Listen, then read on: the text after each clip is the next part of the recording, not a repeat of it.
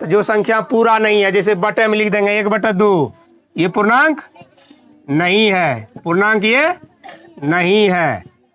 अगर लिख देंगे 2/3, पूर्णांक नहीं है। कहेंगे 3/8, पूर्णांक नहीं है। इस प्रकार हम कह सकते हैं कि जो संख्या पूरा पूरा होता है वह क्या होता है?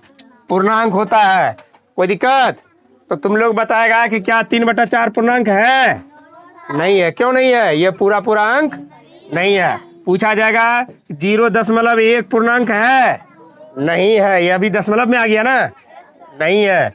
पूछा जाएगा तुम लोगों को √5 पूर्णांक है? ये भी पूर्णांक नहीं है, क्योंकि इसका मान जब भी निकालेंगे तो दशमलव में निकल जाएगा। क्या चीज में निकल जाएगा? दशमलव में। ये पूरा पूरा अंक नहीं है। तो जब भी कोई बटे में कोई संख्या रहे, बटे में 1 से ज्यादा अंक रहे, तो वह पूर्णांक।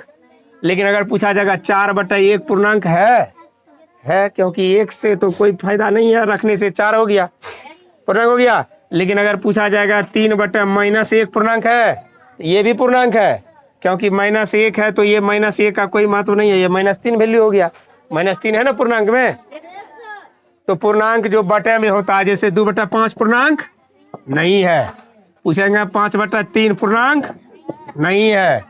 तो भिन्न में जो संख्याएं होती है वह पूर्णांक नहीं होता है। जो पूरा पूरा अंक होता है वही हमारा पूर्णांक संख्या होता है। कोई दिक्कत?